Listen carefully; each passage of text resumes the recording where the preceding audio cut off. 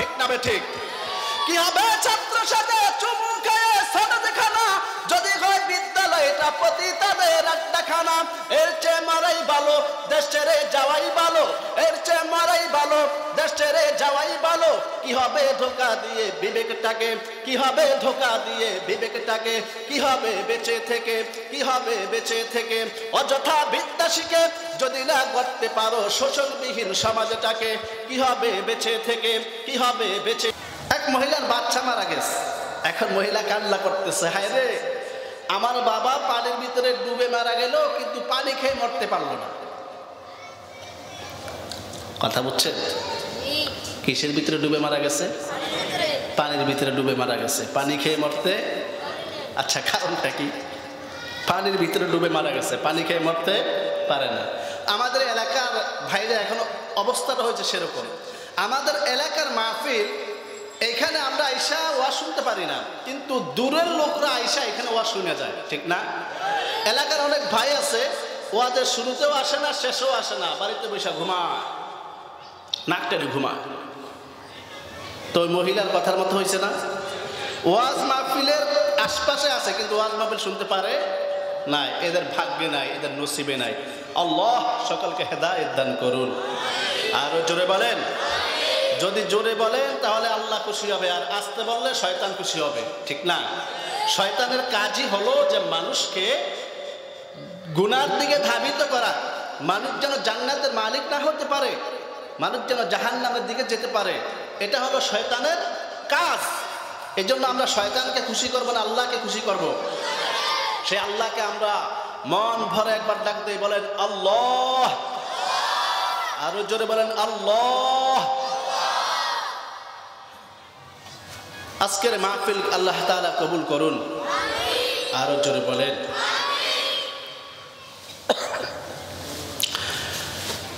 মাহফিলে যে সমস্ত কথাবার্তা হয়, আসলে দু একটা কথাবার্তার উপরে আমল করলে জান্নাতে যাওয়ার জন্য যথেষ্ট হয়ে যায়, ঠিক না? এক লোক এক মজলিসে আসছে আবার চলে যাচ্ছে, তো জিজ্ঞাসা করে ভাই কেন চলে যাচ্ছে? তো বলতেছে ওয়াজ শোনা হয়ে গেছে। আরে আপনি আসলেন আবার চলে যান, ওয়াজ শোনা হয়ে গেছে কিভাবে? হুজুরে একটা কথা বলছে যে ভাইরা আমরা গুনার কাজ করব না, নেকির কাজ ছাড়বো না। দুই কথাই তো যথেষ্ট, কি বলেন ঠিক না? গুনার কাজ করব না, নেকির কাজ ছাড়বো না, জান্নাতে যাওয়ার জন্য এটুকুই যথেষ্ট। আমার আগের বক্তা মাশাআল্লাহ অনেক সুন্দর গুরুত্বপূর্ণ কথা বলে গেছেন। আল্লাহ তাআলা সেই কথাগুলোর উপরেও আমাদেরকে আমল করার তৌফিক দান করুন। আল্লাহ রাব্বুল আলামিন দুনিয়ার মানুষদেরকে অনেক মায়া করে মহব্বত করে সৃষ্টি করেছে। আল্লাহ রাব্বুল আলামিন আসমান সৃষ্টি করেছেন। আল্লাহ রাব্বুল আলামিন বলেন কোন আসমান হয়ে গেছে, বললেন কোন জমিন হয়ে গেছে, বললেন কোন চাঁদ সূরজ গ্রহ তারা সব কিছু হয়ে গেছে। কিন্তু আল্লাহ রাব্বুল আলামিন দুনিয়ার মানুষদেরকে কোন বালা সৃষ্টি করেন না রে বাবা। আল্লাহ রাব্বুল আলামিন বলেন আমি আমার বান্দাদেরকে অনেক ভালোবাসি, আমি আমার বান্দাদেরকে কোন বলে সৃষ্টি করব না, আমি আমার বান্দাদেরকে আমার নিজ কুদরতি হাতে সৃষ্টি করব। বলেন আল্লাহু আকবার। আল্লাহ রাব্বুল আলামিন দুনিয়ার মানুষদেরকে অনেক মহব্বত করেন, দুনিয়ার মানুষদেরকে অনেক মহব্বত করেন রে বাবা। এই জন্য আল্লাহ রাব্বুল আলামিন নিজ কুদরতি হাতে দুনিয়ার মানুষদেরকে সৃষ্টি করেছেন। দুনিয়ার মানুষ যে যাকে ভালোবাসে সময় সময় তাদেরকে দিক নির্দেশনা দেয়, তাদেরকে নসিহত করে উপদেশ দেয়। আল্লাহ রাব্বুল আলামিন বলেন আমি দুনিয়ার মানুষদেরকে ভালোবাসি। এই জন্য আল্লাহ রাব্বুল আলামিন সূরাতুল বাকারার ভিতরে আল্লাহ রাব্বুল আলামিন দুনিয়ার মানুষদেরকে জাহান্নাম থেকে কিভাবে বাঁচবে সেই দিক নির্দেশনা দিতেছেন। আল্লাহ রাব্বুল আলামিন বলেন ইয়া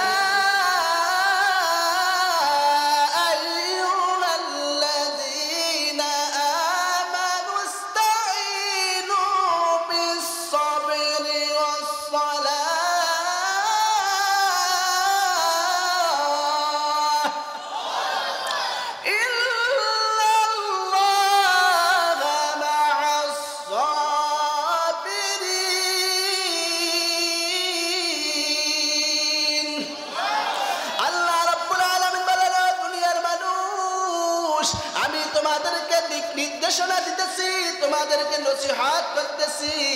ও দুনিয়ার মানুষ, তোমরা আমি আল্লাহর কাছে যদি জান্নাত যদি পেতে চাও গো, তোমরা যদি আমাকে যদি বন্ধু হিসাবে যদি তোমরা যদি পেতে চাও, ও দুনিয়ার মানুষ, তোমরা দুইটা কাজ করতে হবে।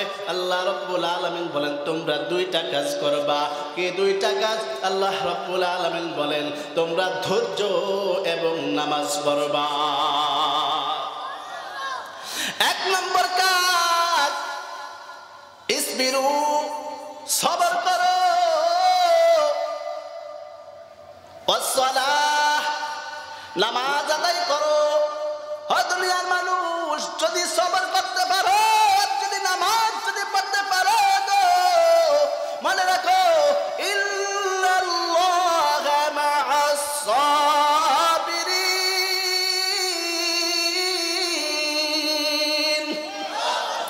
যদি তোমরা বিপদে যদি ধৈর্য ধারণ করতে পারো, ও দুনিয়ার মানুষ মনে রেখো আমি আল্লাহ তোমাদের সঙ্গী হয়ে যাব।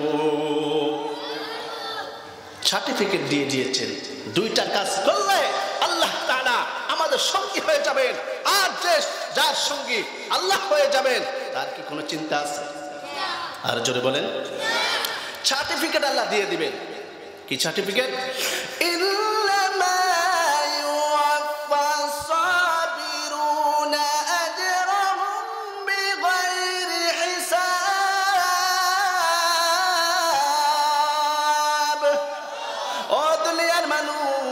যদি তোমরা ধৈর্য ধারণ করতে পারো, আল্লাহ রাব্বুল আলামিন বলে তোমাদের জন্য আমি এমন জান্নাত রেখেছি, জান্নাতের ভিতরে এরকম নাজ নিয়ামত রেখেছি রে বাবা, ওই জান্নাতের নিয়ামত তোমরা গণনা করতে পারবো না।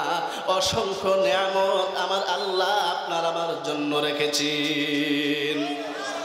সার্টিফিকেট আল্লাহ তাআলা দিয়ে দিবেন। সার্টিফিকেটের দাম আছে কি নাই? আর জোরে বলেন। সার্টিফিকেট পাওয়ার জন্য বর্তমানে দেখেন না, নিজের ইজ্জতকে পর্যন্ত বিক্রি করে দেয়, ঠিক না বে ঠিক? সেই ইডেন গার্ডেনের ভিতরে দেখেছেন, ইডেন গার্ডেনের ছাত্রীরা নেতৃত্ব পাওয়ার জন্য নিজের ইজ্জতকে বিক্রি করে দিয়েছে, ঠিক না বে ঠিক? এরকম ছাত্র আর ছাত্রী হওয়া এই দেশের জন্য কলঙ্ক, ঠিক না বে ঠিক? কি হবে চুমুকে সনদ খানা, কি হবে ছাত্র সাথে চুমুকে সনদ খানা, যদি হয় বিদ্যালয়টা পতিতাদের আড্ডাখানা, ঠিক না বে ঠিক? কি হবে ছাত্র সাথে চুমুকে সনদ খানা, যদি হয় বিদ্যালয়টা পতিতাদের আড্ডাখানা। এর চেয়ে মারাই ভালো দেশ ছেড়ে যাওয়াই ভালো, এর চেয়ে মারাই ভালো দেশ ছেড়ে যাওয়াই ভালো। কি হবে ধোঁকা দিয়ে বিবেকটাকে, কি হবে ধোঁকা দিয়ে বিবেকটাকে, কি হবে বেঁচে থেকে, কি হবে বেঁচে থেকে অযথা বিদ্যা শিখে যদি না করতে পারো শোষণবিহীন সমাজটাকে, কি হবে বেঁচে থেকে, কি হবে বেঁচে থেকে, ঠিক না বে ঠিক? কি হবে আলেম হয়ে ইমাম সাথে সমাজতে যদি পারো উচ্চ কথা, যদি না পারো উচ্চ কথা, যদি না পারো উচ্চ কথা, বুঝা আসছে? কি হবে আলেম হয়ে ইমাম সাথে সমাজতে যদি না পারো উচ্চ স্বরে হক কথা না বলিতে, ঠিক না? ইমাম হয়ে আজকে সমাজের একটা বোঝা হয়ে গেছে অনেক। মসজিদের মিম্বরে উঠে সত্য কথা বলা যায় না, যদি মসজিদের মিম্বরে উঠে সত্য কথা বলে ইমামের চাকরি শেষ, ঠিক না? এই জন্য আইনুদ্দিন আল আজাদ সঙ্গীত গেয়ে গেছেন, এরকম আলেম হওয়ার কোনো প্রয়োজন নেই। তো আল্লাহ তাআলা বলেন তোমরা যদি ধৈর্য ধারণ করতে পারো, আরেকটা কাজ যদি করতে পারো, সবর ধরতে পারো, জবর করতে পারো, তাহলে আল্লাহ তাআলা তোমাদেরকে জান্নাতের গ্যারান্টি দিয়ে দিবে। আল্লাহ রাব্বুল আলামিন দুনিয়ার মানুষদেরকে যেই সবরের কথা বলেছেন, বাবারা বন্ধুরা, সবরটা হইল আবার 3 প্রকার। মুফাসসিরিনে কেরাম বলেন সবর হইল 3 প্রকার। 1 নম্বর সবরের নাম হলো সবর আলা তাআ, 2 নম্বর সবরের নাম হলো সবর ফিল মুসিবা, 3 নম্বর সবরের নাম হলো সবর ফিল মাসিয়া।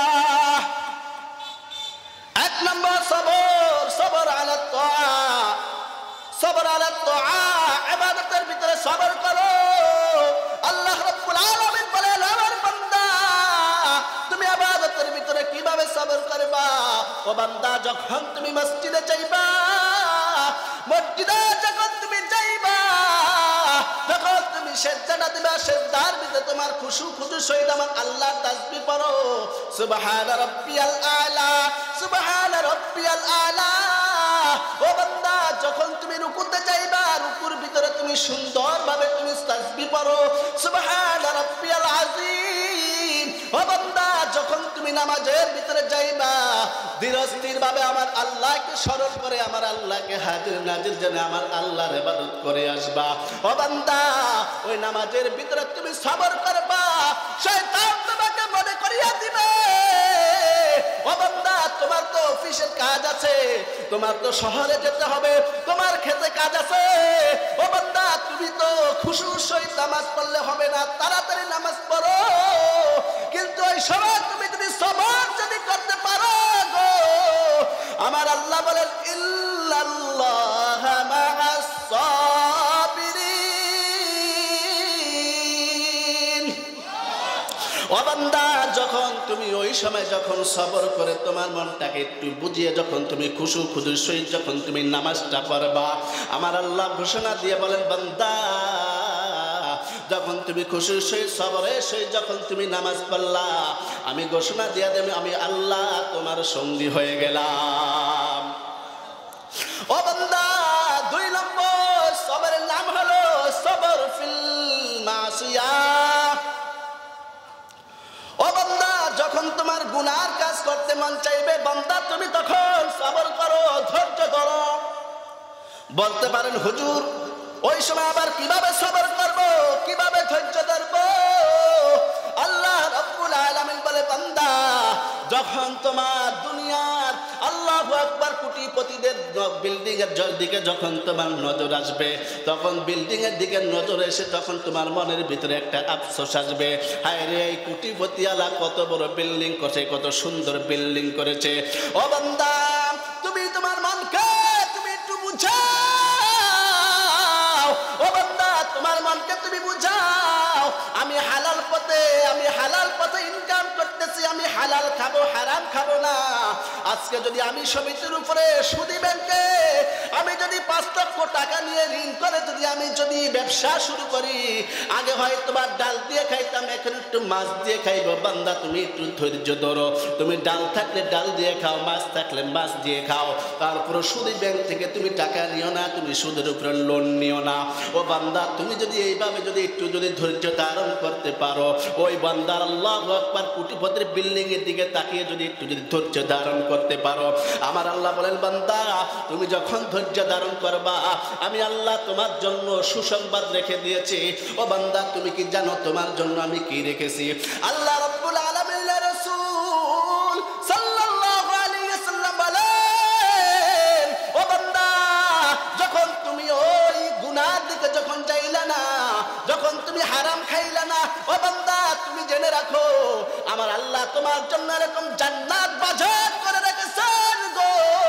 দুনিয়ার বিল্ডিং ওয়ালার মতো ইট দিয়ে, মাটির ইট দিয়ে, সিমেন্ট দিয়ে তোমার জন্য আমার আল্লাহ জান্নাত তৈরি করেন নাই।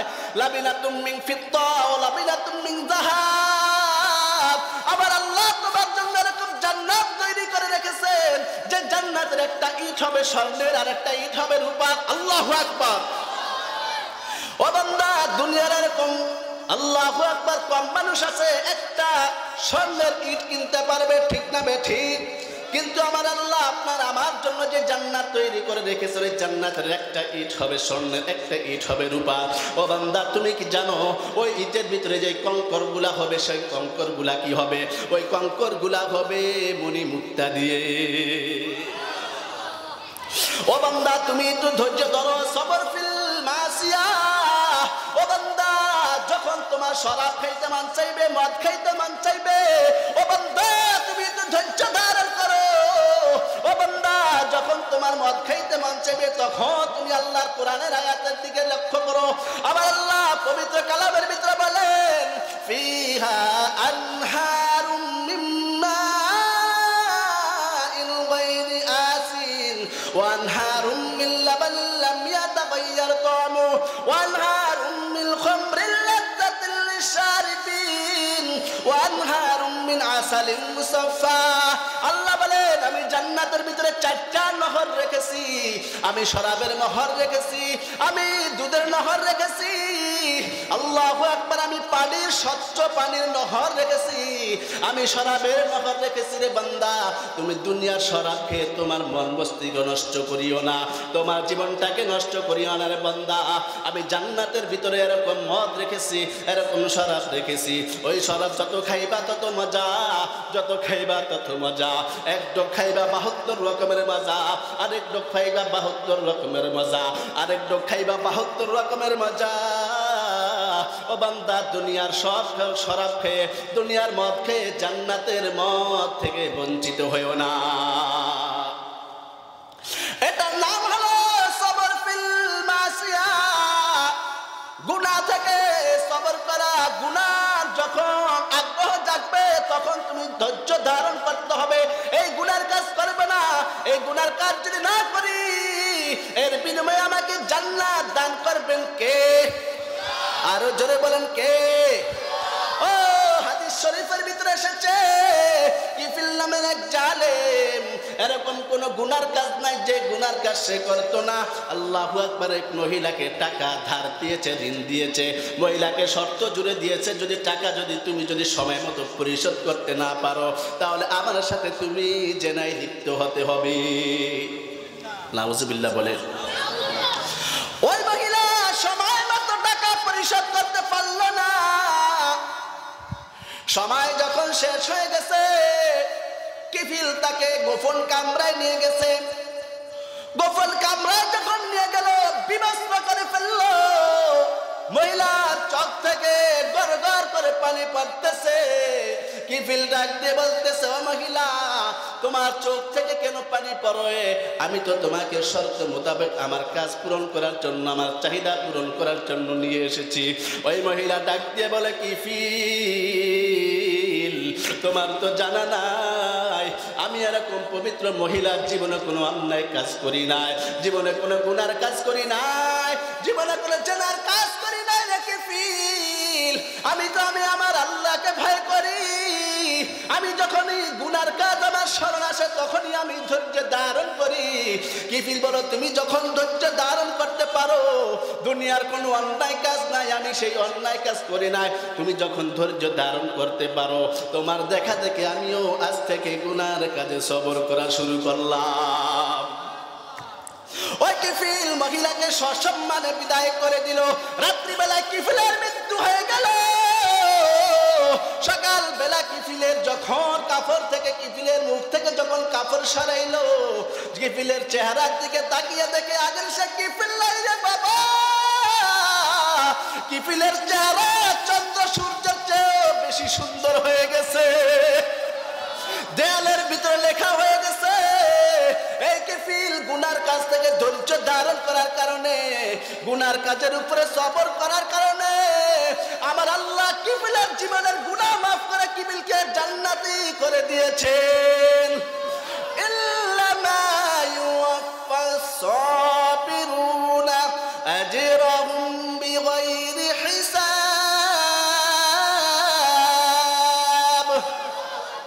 এটার নাম হলো সবর ফিল মাসিয়া, গুনার থেকে বাঁচা, গুনার কাজের উপরে ধৈর্য ধারণ করা। ও বান্দা, যখনই তোমার গুনার কাজ করতে মন চাইবে, দুনিয়ার যতটা গুনার কাজ করতে মন চাইবে, ততবারে তুমি জান্নাতের কথা স্মরণ করো। বান্দারে, দুনিয়ার গুনার কাজ সাময়িকের মজা, কিন্তু এর বিনিময়ে জাহান্নামের ভিতরে সর্বদার জন্য সাজা। ঠিক না বেঠিক? আরো জোরে বলেন। এই জন্য গুনার কাজ করবো না, ছাড়বো। জোরে বলেন, আরো জোরে বলেন। বলেন, গুনাহ আর করবো না, নেকির কাজ ছাড়বো না। গুনার কাজ করবো না, নেকির কাজ ছাড়বো না। ও বান্দা, 3 নম্বর সবরের নাম হলো সবর ফিল মুসিবা। ও বান্দা, বিপদের সময় তুমি ধৈর্য ধারণ করো। ও বান্দা, যখন তোমার বিপদ আসবে মনে রেখো বান্দা, আমার রাসূল হাদিসের ভিতরে বলেছেন, আমার আল্লাহ যে বান্দাকে ভালোবাসেন সেই বান্দার জন্য বিপদ দিয়ে দেন, সেই বান্দার উপরে মুসিবত দিয়ে দেন। আমার আল্লাহ যে বান্দাকে ভালোবাসেন সেই বান্দাকে বিভিন্ন রোগে আক্রান্ত করেন। হাদিসের ভিতরে নবীজি বলেন, মাইয়ুরিদিল্লাহু বিহি খায়রা ইউসিব, আল্লাহ যাকে ভালোবাসেন সেই ব্যক্তিকে বিপদ দিয়ে পরীক্ষা করেন। ও বান্দা, হাদিস শরীফের ভিতরে আসছে, তোমার শরীরের ভিতরে যদি একটা কাঁটাও ভিতরে বান্দা, এর বিনিময়ে আল্লাহ গুনাহ মাফ করে দিবেন।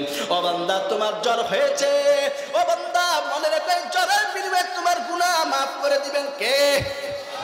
আরো জোরে বলেন। ও বান্দা, তোমার গুনাহ মাফ করার জন্য আমার আল্লাহ বিভিন্ন সময় তোমাকে বিভিন্ন রোগ দিয়ে, বিভিন্ন বিপদ দিয়ে তোমাকে আল্লাহ রব্বুল আলামিন পরীক্ষা করবেন। ও বান্দা, বিপদের সময় তুমি যদি ধৈর্য ধারণ করতে পারো, ও বান্দা তুমি যদি বলতে পারো আমার আল্লাহ যে বিপদ দিয়েছেন এরপরে আমি খুশি, কারণ আল্লাহ আমাকে ভালোবেসেছেন বিদায় আল্লাহ আমাকে বিপদ দিয়েছেন।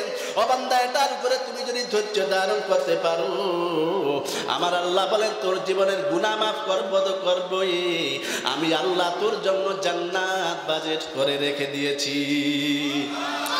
ও বান্দা, এই জন্য বিপদে ধৈর্য ধারণ করা, বিপদে মুসিবতে রোগ শোকে আল্লাহর উপরে ধৈর্য ধারণ করা, সবকিছুর মালিক কে?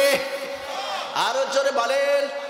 হযরত খাব্বাব রাদিয়াল্লাহু আনহু যখন কালেমা গ্রহণ করলেন, খাব্বাব রাদিয়াল্লাহু আনহু একজন মহিলার ঘরে চাকরি করতেন।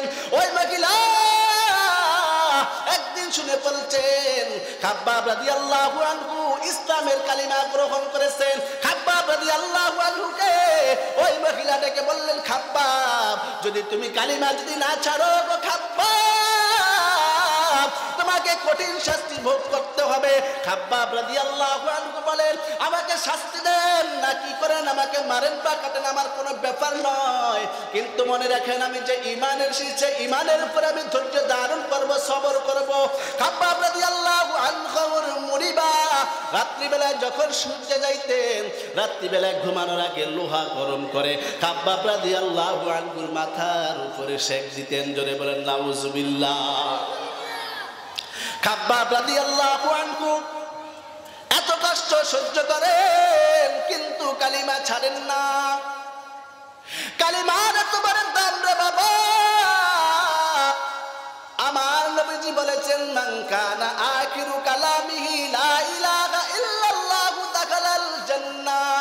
যে ব্যক্তি মৃত্যুর সময় মুখ থেকে কালিমা বাহির করতে পারবে, যে ব্যক্তি মরণের পূর্ব মুহূর্তে কালিমা মুখ থেকে বাহির করতে পারবে, কালিমা পড়তে পারবে, সেই ব্যক্তির চক্ষু বন্ধ হতে দেরি হবে, আমার আল্লাহ তাকে জান্নাত দিতে দেরি করবেন না। এই জন্য কালিমা খাব্বাব রাদিয়াল্লাহু আনহু ছাড়তেছেন না।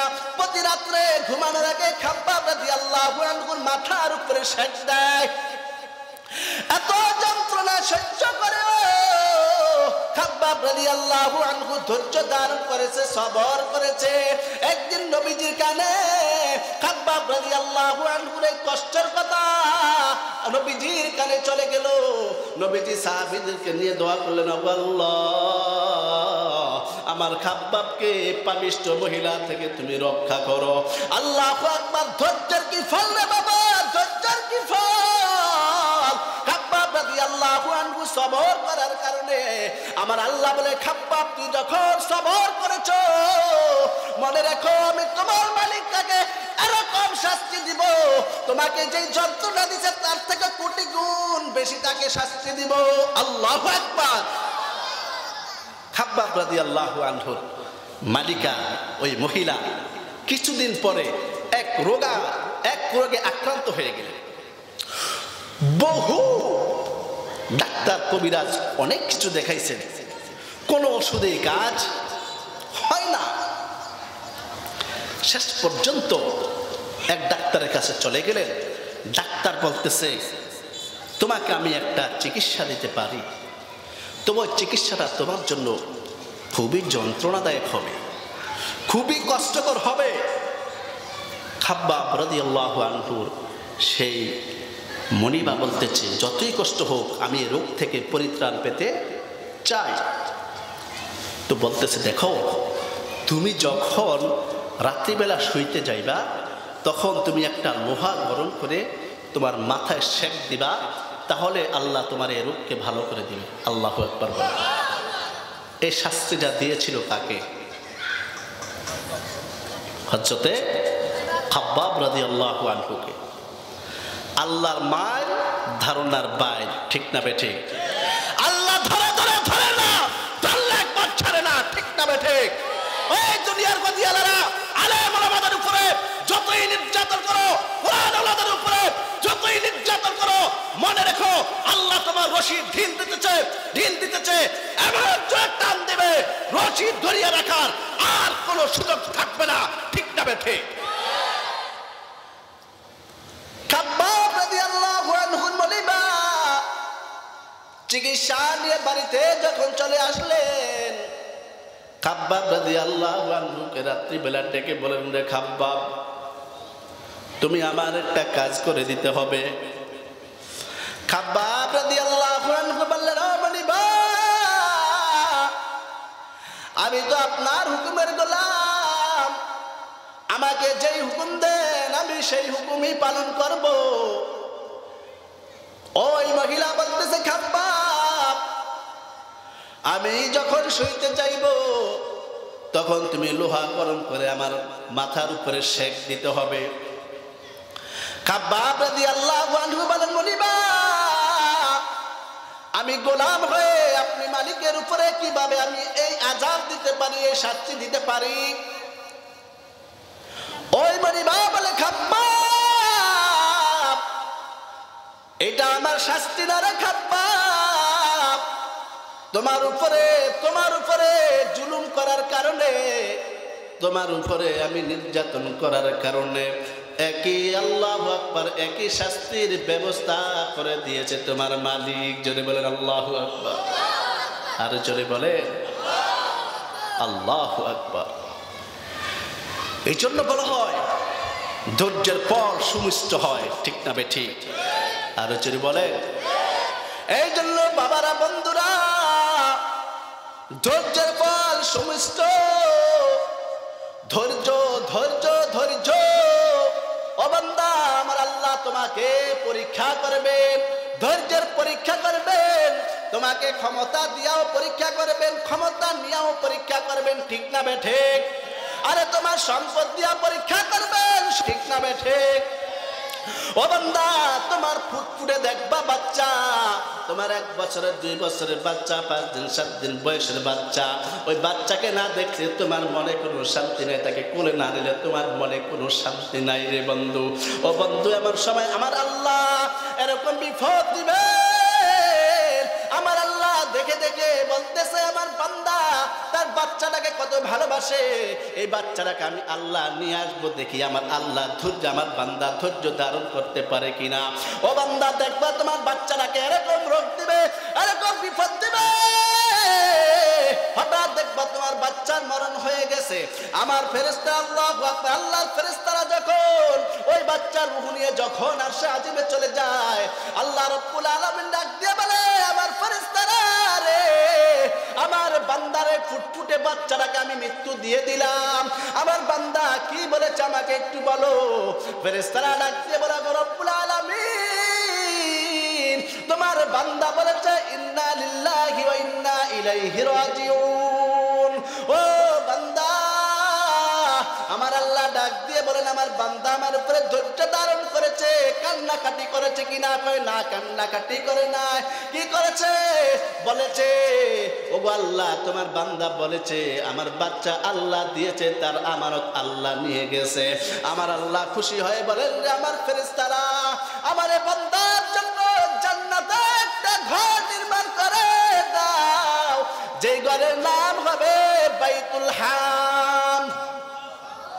ও বান্দা, যখন তোমার এই বিপদ আসবে, যখন তুমি ধৈর্য ধারণ করবা, তখন আমার আল্লাহ তোমাকে জান্নাতে একটা, আল্লাহু আকবার, মহল দান করবে। সেই জান্নাতের নাম হলো বাইতুল হাম।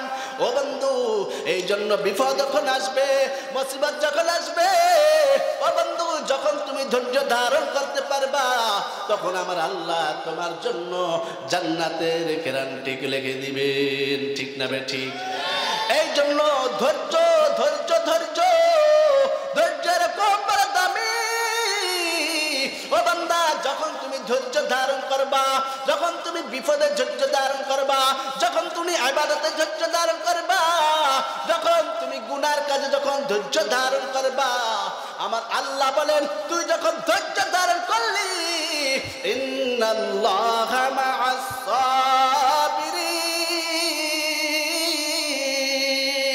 ও বান্দা, যখন তুমি ইবাদতে ধৈর্য ধরলা, যখন তুমি গুনার কাজে ধৈর্য ধরলা, যখন তুমি মুসিবতে ধৈর্য ধরলা, আমি আল্লাহ তোমার জন্য গ্যারান্টি দিয়ে দিলাম রে বান্দা, যখন তোমার বিপদ, যখন তোমার মরণ হয়ে যাবে, মরণ হইতে দেরি হবে, আমার আল্লাহ তোমার জন্য জান্নাত দিতে দেরি করবেন না। আল্লাহু আকবার।